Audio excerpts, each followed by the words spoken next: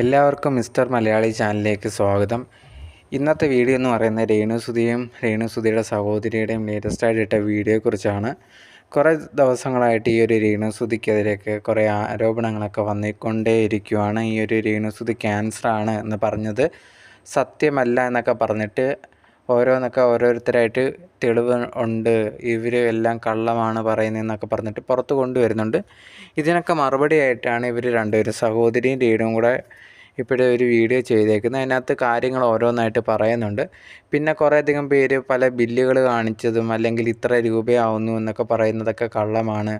പിന്നെ കുറേയധികം പേര് ക്യാൻസർ വന്ന് ചികിത്സിച്ചവരൊക്കെ ഈ ഒരു രേണു പറയുന്ന അത്ര എമൗണ്ടൊന്നും ആവത്തില്ല എന്നൊക്കെ പറഞ്ഞുള്ള വോയിസ് ക്ലിപ്പൊക്കെ പുറത്ത് വന്നിട്ടുണ്ടായിരുന്നു. അപ്പോൾ അതിനൊക്കെ മറുപടി കൊടുത്തുകൊണ്ടാണ് രേണുവും സഹോദരിയും കൂടെ ഈ ഒരു വീഡിയോയിൽ സംസാരിച്ചിട്ടുണ്ടായിരുന്നത്. സോ നമ്മളത് ഫുൾ ഡീറ്റെയിൽ ആയിട്ട് സംസാരിക്കുന്നതായിരിക്കും. അതിനു മുമ്പ് നിങ്ങൾ ആദ്യമായിട്ടാണ് എൻ്റെ ചാനൽ കാണുന്നതെന്നുണ്ടെങ്കിൽ മറക്കാതെ സബ്സ്ക്രൈബ് ചെയ്യുക. അതുപോലെ തന്നെ ഈ ഒരു വീഡിയോയ്ക്ക് ലൈക്ക് ചെയ്യുക, ഹൈപ്പും ചെയ്യുക, അതുപോലെ തന്നെ ഷെയറും ചെയ്തേക്കുക. സോ ഇതെല്ലാം നിങ്ങൾ ചെയ്യുമെന്ന് വിചാരിക്കുന്നുണ്ട്.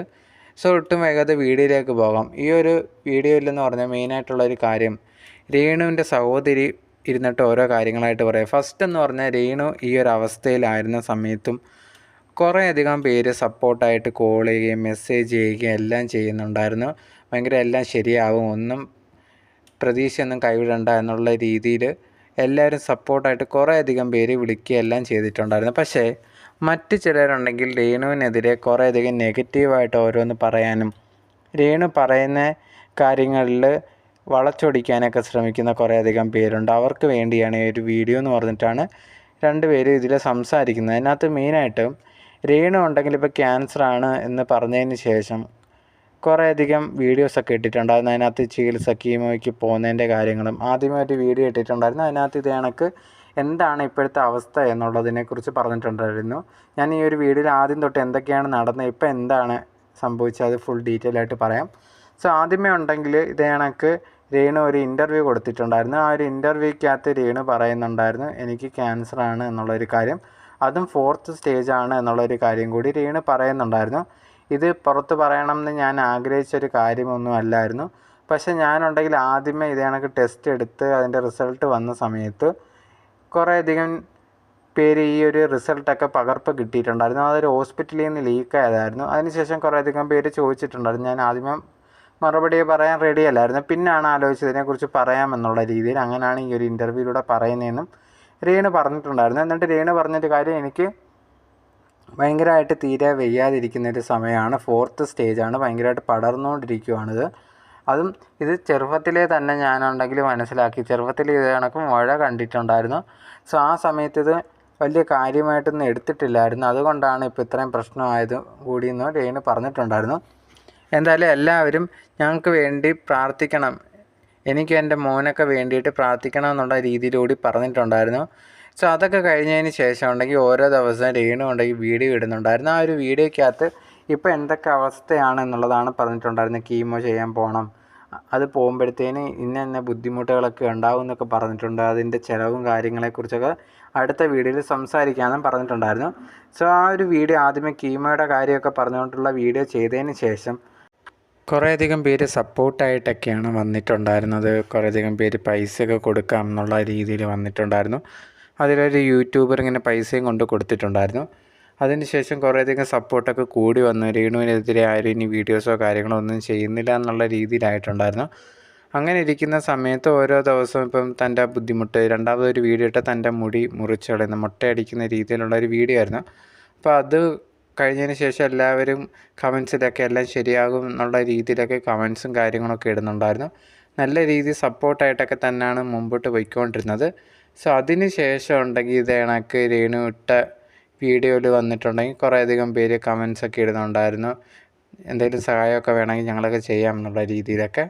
സോ അങ്ങനെ ഇരിക്കുന്ന സമയത്ത് രേണു ഒരു വീഡിയോ ഇട്ടിട്ടുണ്ടായിരുന്നു. ആ ഒരു വീഡിയോയ്ക്കകത്ത് ഇത് കണക്ക് എന്തൊക്കെയാണ് ഇപ്പം ചെയ്തുകൊണ്ടിരിക്കുന്ന ചിലവിൻ്റെ കാര്യങ്ങളൊക്കെ, ഇപ്പോൾ എത്രയായി കീമോ ചെയ്യുന്നതിന് എത്ര രൂപയൊക്കെ ആയി എന്നുള്ള രീതിയിൽ പറഞ്ഞുകൊണ്ടായിരുന്നു ആ ഒരു വീഡിയോ ഇട്ടിട്ടുണ്ടായിരുന്നത്. ആ ഒരു വീഡിയോ ഇട്ട് കഴിഞ്ഞതിന് ശേഷം ഏകദേശം അതിനകത്ത് രേണു പറഞ്ഞത് 2 ലക്ഷത്തോളമൊക്കെ വരുന്നു എന്നുള്ള രീതിയിൽ പറഞ്ഞിട്ടുണ്ടായിരുന്നു. ഈ ഒരു വീഡിയോ പുറത്ത് വന്നതിന് ശേഷം രേണുവിനെതിരെ ഭയങ്കര നെഗറ്റീവ് വരാൻ തുടങ്ങി. നിങ്ങളെന്തിനാണ്, പറ്റിക്കുവാണോ, 2 ലക്ഷം രൂപയൊന്നും ആവത്തില്ല, ഇത് നിങ്ങളുണ്ടെങ്കിൽ അപ്പം നിങ്ങളുടെ രോഗം കള്ളമാണ് എന്നൊക്കെ പറഞ്ഞിട്ട് കുറേയധികം പേര് സോഷ്യൽ മീഡിയയിൽ ഇവരെ വീഡിയോസിന് താഴെ വന്ന് കമൻ്റ് ഇടുന്നു. രേണുവിനെ പറ്റി വരുന്ന പോസ്റ്റിന് താഴെയൊക്കെ വന്നിട്ട് കമൻ്റ് ഇടാൻ തുടങ്ങിയിട്ട് ഇവർ പറയുന്ന എല്ലാം വ്യാജമാണ് എന്നൊക്കെ പറഞ്ഞിട്ട്, അപ്പോൾ ഇത് അടുത്ത പൈസ ഉണ്ടാക്കാനുള്ള അടവാണെന്നൊക്കെ പറഞ്ഞ് കുറേയധികം പേര് കമൻറ്റ്സ് ഇടാൻ തുടങ്ങിയിട്ടുണ്ടായിരുന്നു. അത്രയും നാൾ രേണുവിനെ ഉണ്ടെങ്കിൽ കുറ്റം പറയാതെ ഇരുന്നവരൊക്കെ ഉണ്ടെങ്കിൽ പിന്നെയും കുറ്റം പറയാൻ തുടങ്ങിയിട്ടുണ്ടായിരുന്നു. ഇതിനിടയിൽ ഒരു സംഭവം നടന്നിട്ടുണ്ടായിരുന്നു. രേണുവും കിച്ചുവും തമ്മിലുള്ള ഒരു ഇഷ്യൂ നടന്നിട്ടുണ്ടായിരുന്നു. അതിനെക്കുറിച്ചൊന്ന് സംസാരിച്ചു. അതുകൊണ്ടാണ് ഇപ്പം ഈ ഒരു പെട്ടെന്ന് ഇതേ കണക്ക് ദേഷ്യം ആൾക്കാർക്ക് വരാനൊക്കെ തുടങ്ങിയിട്ടുണ്ടായിരുന്നത്.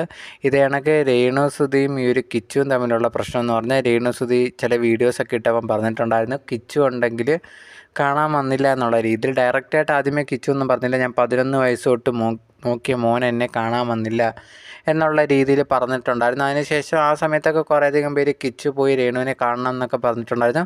കിച്ചു പോയി കാണുകയൊന്നും ചെയ്തില്ലായിരുന്നു. പിന്നെ പോയി കാണാം എന്നുള്ള രീതി പറഞ്ഞ സമയത്ത് ഇതേ കണക്ക് ഒരു വീഡിയോ രേണുവിനെതിരെയൊക്കെ പുറത്ത് വിട്ടിട്ടുണ്ടായിരുന്നു ഈ ഒരു കിച്ചു. ഇതേ കണക്ക് ഞാൻ എന്തുകൊണ്ട് പോയി കണ്ടില്ല എന്ന് പറയുന്നതിന് കാരണം എന്ന് പറഞ്ഞാൽ, ഇതേ കണക്ക് സബ്സ്ക്രിപ്ഷനൊക്കെ തുടങ്ങി കുറേ വീഡിയോസും ഫോട്ടോസൊക്കെ ഇട്ട സമയത്ത് ഞാൻ പറഞ്ഞിട്ടുണ്ടായിരുന്നു ഇതുപോലെയൊന്നും ചെയ്യരുതെന്നൊക്കെ ഞാൻ പറഞ്ഞിട്ടുണ്ടായിരുന്നു. പക്ഷേ ആ കാര്യങ്ങളൊന്നും രേണു കേട്ടില്ല എന്നുള്ളത്. അതുകൊണ്ടാണ് ഞാൻ പോയി കാണാഞ്ഞെന്നൊക്കെ പറഞ്ഞിട്ടുണ്ടായിരുന്നു.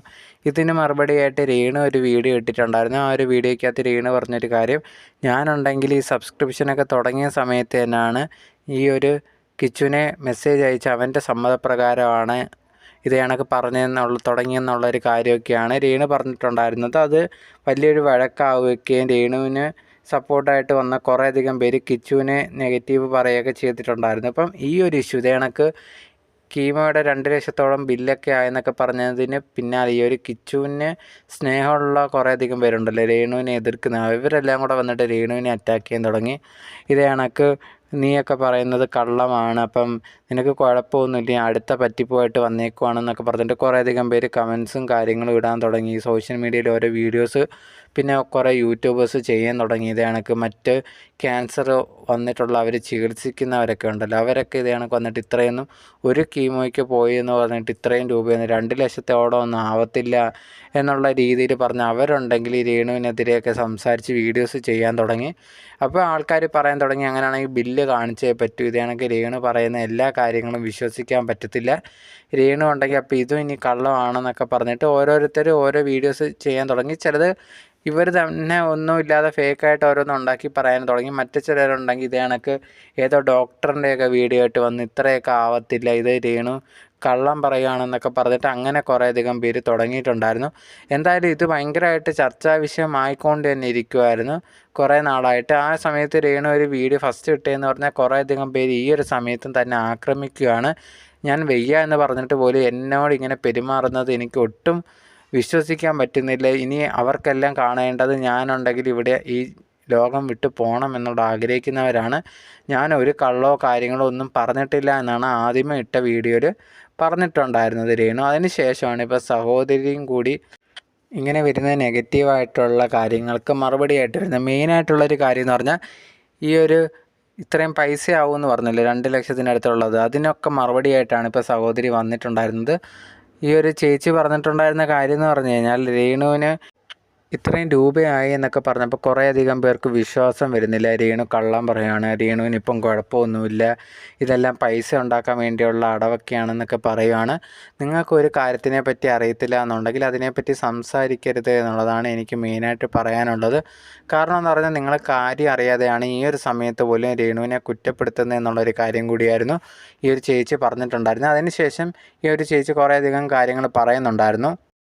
എന്നിട്ട് പറഞ്ഞ കാര്യങ്ങളെന്ന് പറഞ്ഞാൽ, ഫസ്റ്റ് കുറേയധികം പേര് ഇതേ കണക്ക് ക്യാൻസർ വന്നിട്ട് ചികിത്സയിലിരിക്കുന്ന അവരൊക്കെ ഇതേ കണക്ക് ഇത്ര ആവത്തില്ലെന്ന് പറഞ്ഞിട്ടുണ്ടായിരുന്നു. അപ്പോൾ അതിലെനിക്ക് ഒരു ക്ലാരിഫിക്കേഷൻ തരാനുള്ളതെന്ന് പറഞ്ഞാൽ, കുറേയധികം ഈ ഒരു ക്യാൻസറിൽ തന്നെ കുറേയധികം പല ടൈപ്പും കാര്യങ്ങളൊക്കെ ഉണ്ട്. രേണുവിനുണ്ടെങ്കിൽ ഭയങ്കര ബുദ്ധിമുട്ടുള്ളൊരു സ്റ്റേജിലാണ് നിൽക്കുന്നത്, ഭയങ്കരമായിട്ട് പടർന്നുകൊണ്ടിരിക്കുകയാണ്.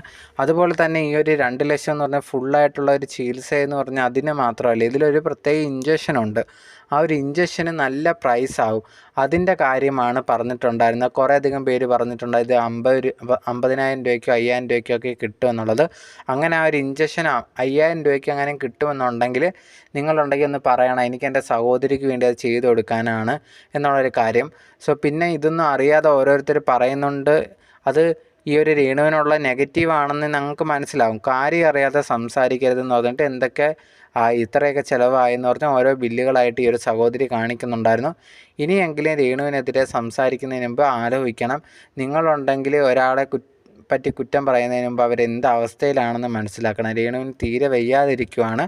സോ ഈ സഹോദരി ഇതൊക്കെ പറയുന്ന സമയത്ത് രേണു കട്ടിലെ കിടപ്പുണ്ട്. രേണു ആ ഒരു കാര്യം പറയുന്ന പറഞ്ഞാൽ എന്നെ ഇഷ്ടപ്പെടാത്ത കുറേയധികം പേരുണ്ട്. അവരുടെ ശ്രമമാണ് ഇത് കണക്ക് ഈ ഒരു സമയത്ത് പോലും എന്നെ ഇത് കണക്ക് ബുദ്ധിമുട്ടിക്കുന്നത് എന്നുള്ളൊരു കാര്യം കൂടിയായിരുന്നു രേണു പറഞ്ഞിട്ടുണ്ടായിരുന്നു. എന്തായാലും സഹോദരിയും രേണുവും കൂടെ അവസാനം പറയുന്നൊരു കാര്യം, ഇനിയും കുറേയധികം പേര് ഓരോന്നായിട്ട് വരുന്നുണ്ട്.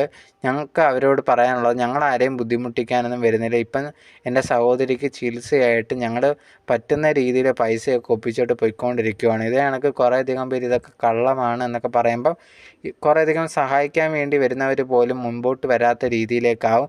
സോ നിങ്ങൾക്കുണ്ടെങ്കിൽ സഹായിക്കാൻ പറ്റത്തില്ല എന്നുണ്ടെങ്കിൽ ഉപദ്രവിക്കാതെങ്കിലും ഇരിക്കണം എന്നുള്ളത് കൂടി ഈ ഒരു സഹോദരിയും രേണുവും ആ ഒരു വീഡിയോയിൽ പറയുന്നുണ്ടായിരുന്നു. ഈ ഒരു വീഡിയോ ഇട്ടതിന് ശേഷം കുറേയധികം പേര് ഇതൊക്കെ കള്ളമാണെന്നൊക്കെ പറഞ്ഞ് കമൻറ്റ്സ് ഇടുന്നുണ്ടായിരുന്നു. മറ്റു ചിലരാണെങ്കിൽ കമൻറ്റ്സിൽ വന്നിട്ട് രേണു ഇതൊന്നും കേൾക്കേണ്ട, നിങ്ങളുണ്ടെങ്കിൽ നന്നായിട്ട് മുമ്പോട്ട് പോകാൻ നോക്കി, എല്ലാം മാറി ശരിയാവും എന്നൊക്കെ പറഞ്ഞ് സപ്പോർട്ടായിട്ട് കമൻറ്റ്സ് ഇടുന്നവരും ഉണ്ടായിരുന്നു. സോ എന്തായാലും നിങ്ങളുടെ അഭിപ്രായം എന്താണ് എന്നുള്ളത് മറക്കാതെ കമൻറ്റ് ബോക്സിൽ കമൻറ്റായിട്ട് പറയുക.